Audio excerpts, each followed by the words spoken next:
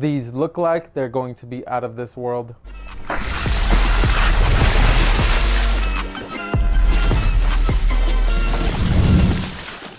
What's up guys, Vinny here with SneakrTweakr and welcome back to our channel. As many of you know, I have been on a little bit of a hiatus. Long story short, I was injured, now I'm good. Performance reviews, first impressions, all of that, all back on. We're back in full force, so I expect a ton of videos. To kick it off, we have the Jordan Luka 2s. These shoes have a lot of similarities to the Luka 1s from what I've seen so far. Let's dive into it and let's see what our initial impressions are. As always, let's start it off with the traction. The Luka 2s have a very similar traction pattern to the 1s. One of the biggest differences to the outsole particularly is this midfoot shank that goes all the way to the forefoot and it splits the outsole right over here. That wasn't the same thing that was happening in the 1, but I don't see that being an issue. It's just more of a design thing. It just looks like you have a big toe and then the rest of your toes. Anyway, the cool part too is that this outsole is actually glow in the dark, and this colorway is called the Luka AI, hence the intro, all that good stuff. And with AI being a big thing nowadays, I'm sure a lot of you know ChatGPT,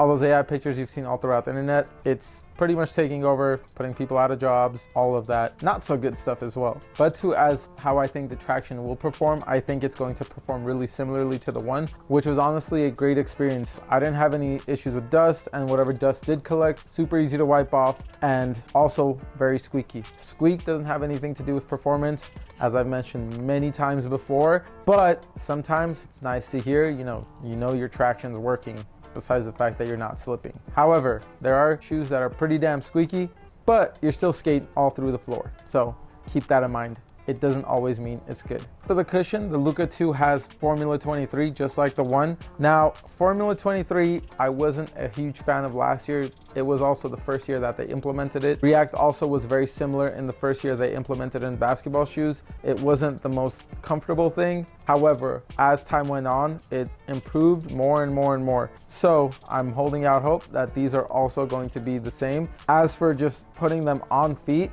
they seem comfortable, but whenever you're running, just putting energy into it, it's a different story. For the fit, the Luka 2 is true to size. It seems a little bit more snug than the 1. However, as long as you have a narrow foot or even just a normal or medium foot, I think you should be good to go.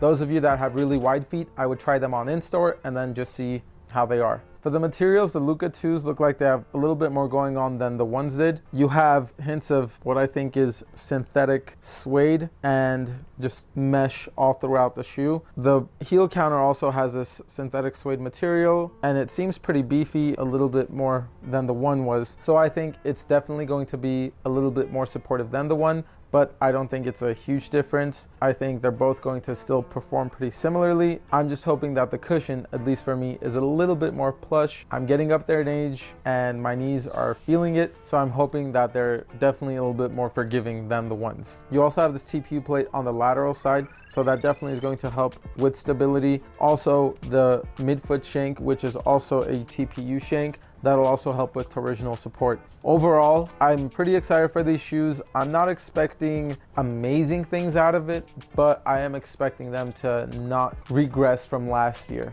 There seems to be slight improvements, so stay tuned for the performance review to find out what those are. Again, as for a shoe that's just the second signature, I don't think they're bad at all. These shoes do retail for $130, which is a $20 price jump from last year's model or the Luka 1s. So keep that in mind when looking to purchase them. With inflation going on, shoes are also getting hit. So if you guys have been paying attention, pretty much every shoe on the market has been going up in price, whether it's from $5 to $20, it just ranges. As for the weight, they don't feel too heavy and they're definitely also not light. Let's see how much they actually weigh. So the Luka 2 in a size 9 weighs 14.4 ounces. It's more in the middle of the pack, so if you are wanting a super light shoe, this isn't going to be it. However, when I'm hooping, I don't necessarily feel the weight or pay attention to it. I like great traction, great support, and great cushion. Weight is the least of my worries. Again, I'm back in full force, so thank you guys for all the support. thank you for tuning in before. And if you guys can continue to tune in, like, subscribe, share, comment, all of that good stuff, it would be greatly appreciated. We are on the road to 100,000 subscribers. Everything you guys do to contribute to that, we would greatly appreciate it. And once we do hit 100,000 subscribers,